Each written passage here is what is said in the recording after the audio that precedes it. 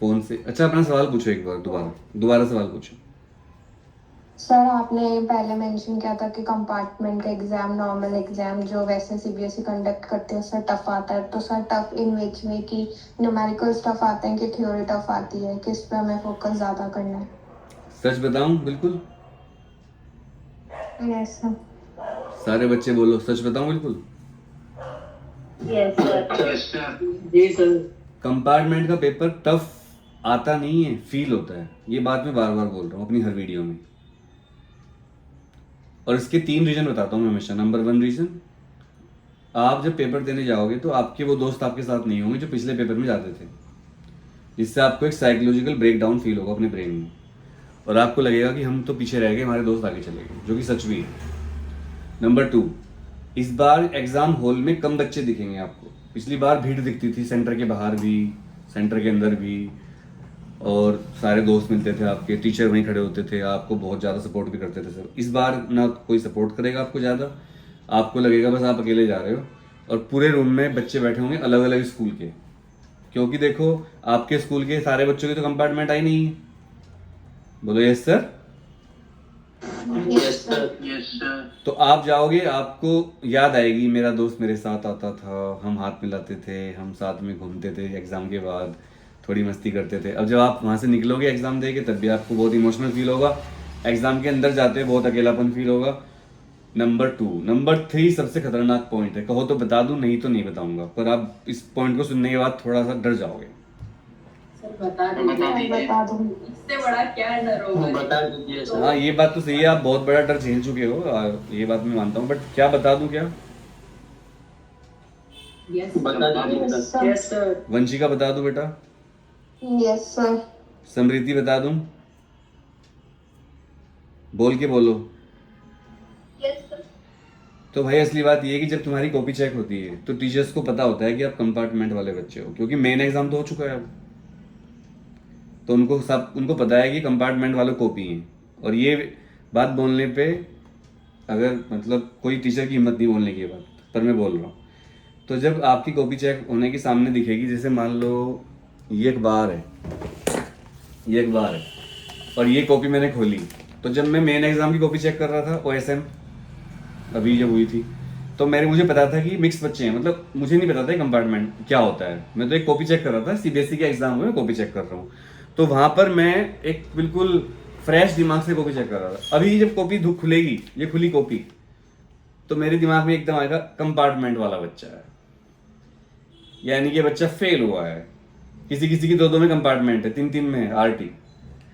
तो मेरा दिमाग चेंज हो रहा है एकदम से, अच्छा ये तो। और फिर अगर वो कॉपी के 2-3 पेज बेकार निकल गए शुरू के, MCQ गलत कर दिए, राइटिंग गंदी है, तो टीचर अच्छा है तो नालायक बच्चा है, तो टीचर ना चाहते हुए भी थोड़ा सा प्रिजुडिस हो जाएगा। हालांकि सारे टीचर्स को CBSE स्ट्रिक्ट ट्रेनिंग देती है, और CBSE की आंसर की होती है, उसके हिसाब से टीचर कॉपी चेक करनी पड़ती है। बट ये मानते हो नहीं आप, दिमाग बदल जाता नहीं एकदम। Yes sir. बदल जाता है। कोई भी इंसान हो, वो ये नहीं कह सकता कि मैं भेदभाव नहीं कर सकता ऐसे मामले में। इवन इस हर जगह भेदभाव चलता है इस चक्कर में। तो आप देखोगे जैसे उत्तराखंड में अगर कोई बाहर के राज्य की गाड़ी जाती है, अगर उत्तराखंड में आप घूमने गए और आपकी गाड़ी का नंबर प्लेट शुरू होता है UK से, तो आपको कुछ नहीं कुछ कहेगा। लेकिन अगर आपकी नंबर प्लेट DL HR और साउथ इंडिया की, तो फिर वो एकदम वहाँ के लोग थोड़े से वो हो जाएंगे आपके प्रति। ऐसे ही आप साउथ इंडिया में जाओगे तो नॉर्थ इंडिया की प्लेट देख के थोड़े से हो जाएंगे वो। ये नहीं कि सारे अच्छे लोग भी होते हैं, हो सकता है आपको बहुत सपोर्ट मिल जाए वहाँ पर बाहर की नंबर प्लेट देख के, बट होता है ऐसा। लोगों ने शिकायत करी, मेरे साथ नहीं हुआ आज तक, भगवान के आशीर्वाद से। मैं कहीं भी गया, मुझे लोगों ने बहुत रेस्पेक्ट और प्यार दिया। बट लोग शिकायत करते हैं सोशल मीडिया पे कि बाहर की हम जाते हैं तो हमारे साथ अच्छा व्यवहार नहीं होता। ऐसे ही जब कंपार्टमेंट का पेपर होगा तो उसको टीचर को पहले ही पता है कंपार्टमेंट वाले बच्चे हैं, तो चलो इनको छोड़ो, ये तो फेलियर हो जाए ऐसा। लेकिन अगर टीचर हुआ मेरे जैसा, जो कि बहुत सारे हैं, तो कहेंगे अच्छा ये कंपार्टमेंट वाले बच्चे यार, चलो इनको पास करते हैं यार, बच्चे परेशान हैं, तो वो आपको फटाफट भर भर के नंबर दे देगा और आप पास हो जाओगे। लेकिन CBSE ने कहा था, आपको पता ही होगा, कि हम इस बार भी कॉपी कैसे चेक करेंगे, OSM से, ऑन स्क्रीन।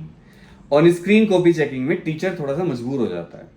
अब जैसे मान लो ये है कंप्यूटर, ये फ़ोन मेरा, और इसको मैंने यहाँ रख रखा है, इसमें कॉपी दिख रही है आपकी मुझे। अब मैं यहाँ पर, पहले टीचर क्या करते थे, थोड़ा बहुत हाथ से भी, समझ रहे हो ना, कोई डायग्राम मतलब इस तरह।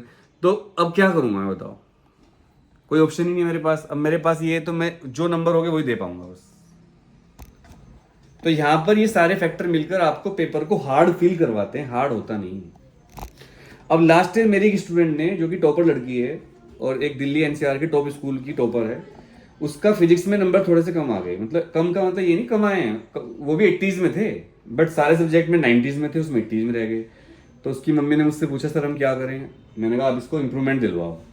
और आपको पता है वो कंपार्टमेंट इंप्रूवमेंट का एग्जाम एक ही होता है, पता है ना सबको, सेम एग्जाम, मतलब कोई डिफरेंस नहीं है, बस नाम अलग अलग है। तो अब इसका नुकसान सबसे ज्यादा होता है इंप्रूवमेंट वाले बच्चों को इस चीज का, क्योंकि जब कॉपी चेक होती है तो टीचर को ये नहीं पता होता इंप्रूवमेंट है कंपार्टमेंट है। इंप्रूवमेंट में तो टॉपर बच्चा भी हो सकता है, कोई एक सब्जेक्ट में नंबर अच्छे नहीं है उसके किसी वजह से। तो जब कंपार्टमेंट कॉपी चेक होती है तो वो सारे गधे, क्या एक कहावत है कि गधे घोड़े एक लाइन से एक तरीके से सब चेक हो जाते हैं। तो जो बच्चा बेकार है उसकी कॉपी भी उसी मेंटलिटी चेक होती है, टॉपर की भी।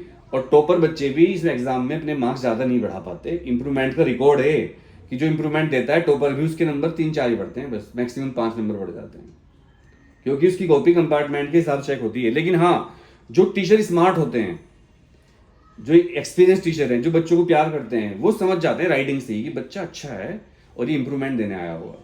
जैसे मैं आपको क्लास में नहीं बोलता रहता कई बार कि मुझे यकीन नहीं आता आपकी कंपार्टमेंट कैसे आ गई, मैंने कितने बच्चों को बोली ये बात।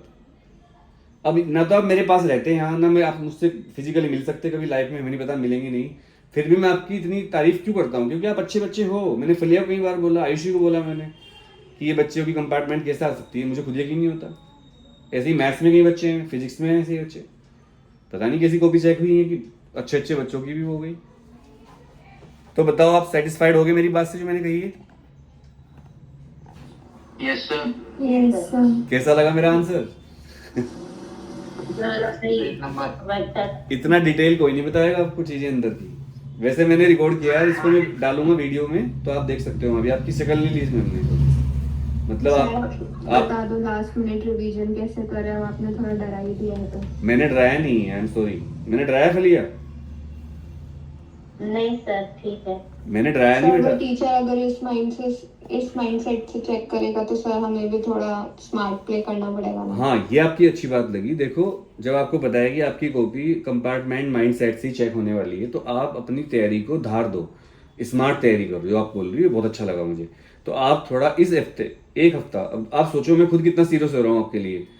कुल 2500 या 3000 रुपये फीस ली होगी मैंने, किसी से 2500 ली, किसी 3000 ली, किसी 2100 भी लिए। शुरू में 2100 थी, फिर 2500, फिर 3000। इतनी कम फीस में इतने घंटे पढ़ा रहा हूँ मैं आपको लाइव, 1 to 1, मतलब लाइव क्लास है मेरी सारी, मेरी रिकॉर्डेड क्लास नहीं है। कोई नहीं पढ़ा सकता आपको इंडिया में। आप पढ़वा के दिखा दो अपने टीचर से जिससे आप पूरे साल 2 साल ट्यूशन पढ़े हो, उससे बोल दो कि मुझे आप लाइव पढ़ा दो इस तरह से, इतने पैसे में भगा देंगे आपको। और अब मैंने लास्ट में क्या करा, पूरे डेली क्लास ले रहा हूँ। मेरी मम्मी खुद इस टाइम आईसीयू में भर्ती है, पर मैं डेली क्लास ले रहा हूँ, क्योंकि मुझे पता है कि आपके फ्यूचर का सवाल है। लेकिन आप भी लोग जान लगा दो। आज मैं आपको फ्री कर दूंगा जल्दी 7 से 8, फिर आप 11 बजे तक पढ़ना, 11 बजे सो जाना, फिर 5 बजे उठ के पढ़ना शुरू कर देना। थोड़ा फ्रेश होने के बाद चाय वाय पी के भगवान का नाम लेके पढ़ना शुरू कर दो। और मैं आपको एक अच्छी बात बताता हूँ, अगर आप बोलोगे तो बताऊंगा, एक पॉजिटिव बात है। बताइए सर। बताइए सर। चलो एक बात बताता हूँ बहुत तगड़ी, जो आपकी अच्छी लगेगी आपको, सच है बिल्कुल, मैं झूठ तो बोलता ही नहीं। खैर, आप एक हफ्ते में केमिस्ट्री में या किसी भी सब्जेक्ट में 70 में से 60 नंबर ला सकते हो अभी भी। कैसे सर? कैसे? डेली 12 घंटे पढ़ना शुरू कर दो, आधे घंटे गैप पे, 20-20 मिनट का गैप लेते रहो।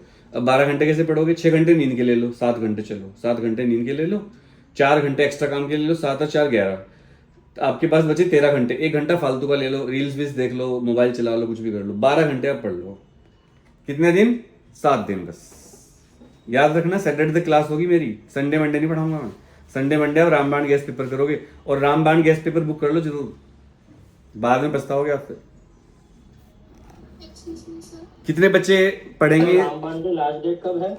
लास्ट डेट कल है। नहीं, लास्ट डेट तो 26 को देंगे, तो आप 26 तक ही बुक कर सकते हो, कोई दिक्कत नहीं है। बट पहले ले लोगे तो आपको जल्दी मिल जाएगा ना।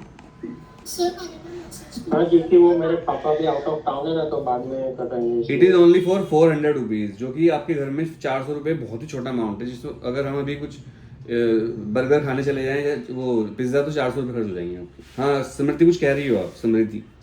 सर मैंने ना मैसेज भी करा था मैम का, उसमें एक्चुअली हमें लाइक जो पेमेंट है वो क्यूआर कोड के थ्रू करनी है ना, तो वो मुझे मेरा नहीं है। आप लिखो दोबारा क्यूआर कोड भेज दो, आ जाएगा आपको। मतलब व्हाट्सएप पे मैसेज करना है टेलीग्राम? 9818777622 पर व्हाट्सएप करना है।